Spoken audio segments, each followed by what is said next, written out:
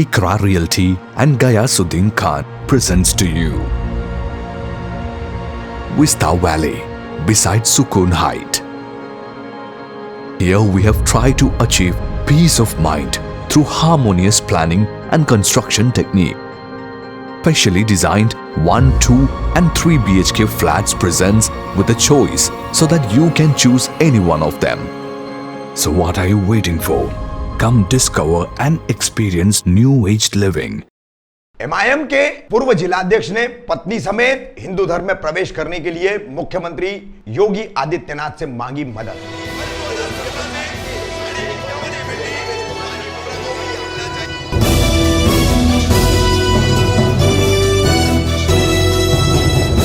रफीक कामदार हिंदुस्तानी reporter में आपका स्वागत है। दहेज प्रथा के चलते और ससुराल वालों की प्रताड़ना के चलते कैसी कैसी घटनाएं सामने आती रहती है। महिलाओं को किस तरीके की परेशानियों का और दिक्कतों का सामना करना पड़ता है, जीना दूभर हो जाता है। ऐसा ही एक मामला उत्तर प्रदेश के मुरादाबाद जिले से सामने आ रहा है और यह बेहद चौंकाने वाला मामला है, क्योंकि इस मामले के पीड़ित और भुक्तभोगी होने का दावा करने वाले पति पत्नी ने, जो कि मुस्लिम है, और इन्होंने राज्य के उत्तर प्रदेश के मुख्यमंत्री योगी आदित्यनाथ से मदद मांगी है हिंदू धर्म में प्रवेश करने के लिए। क्यों उन्होंने मदद मांगी है, इस पर एमआईएम मुरादाबाद जिले के पूर्व जिला अध्यक्ष मोहम्मद रुवैद साबिर और उनकी पत्नी समीना परवीन, इनका कहना है कि समीना परवीन को मोहम्मद रुवैद साबिर के पिता यानी ससुर दहेज के लिए काफी प्रताड़ित करते थे, बहुत परेशान करते थे। पहले भी समीना परवीन अपनी शिकायतें दर्ज करा चुकी है, लेकिन एआईएमआईएम के वरिष्ठ नेताओं से लेकर निचले नेताओं तक, मुस्लिम समाज के बड़े लोगों से लेकर धार्मिक लोगों तक संपर्क करने के बावजूद इस पति पत्नी को कोई मदद नहीं मिली, जिसके चलते उन्होंने अब हिंदू धर्म अपनाने का फैसला किया है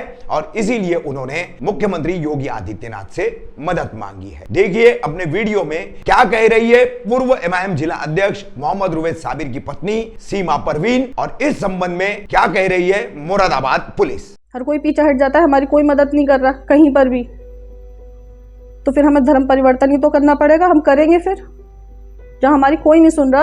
अपनी जिंदगी बिल्कुल खराब हो चुकी है।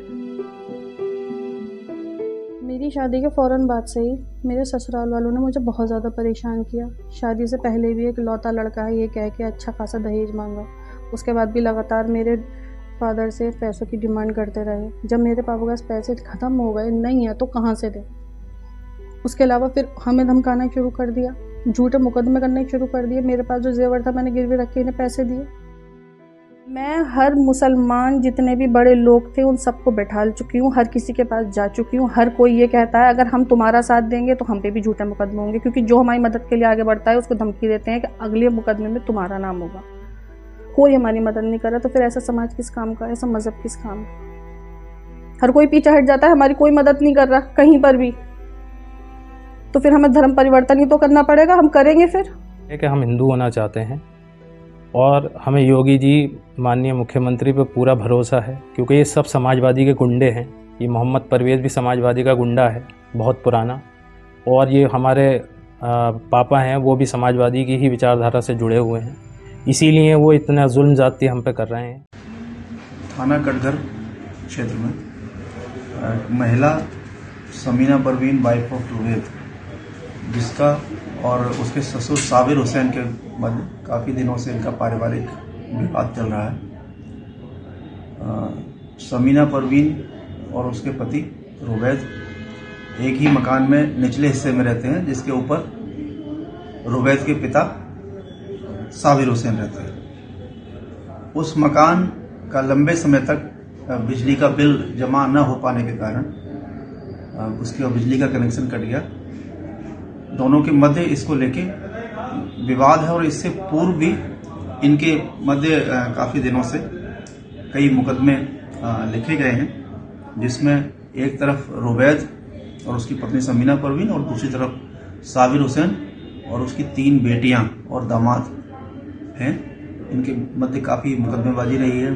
थाना टांडा रामपुर क्षेत्र में एक अभियोग रुवैद के विरुद्ध उसकी बहन समीना द्वारा लिखाया गया था, जो एफआईआर हो गया। एक अन्य मुकदमा 307 धारा में लिखाया गया था, जो अभी कोर्ट में विचाराधीन है। इसी प्रकार समीना परवीन द्वारा महिला थाना में 2021 में एक 313, 386 आईपीसी के तहत एक अभियोग पंजीकृत कराया गया था, जिसमें अन्य धाराएं हटाते हुए 323, 504, 506 आईपीसी के तहत चार्जशीट कोर्ट में दाखिल हुई है। इनके मध्य लंबे समय से विवाद चल रहा है और कुल मिला के ये संपत्ति के बंटवारे को लेकर इनका विवाद है।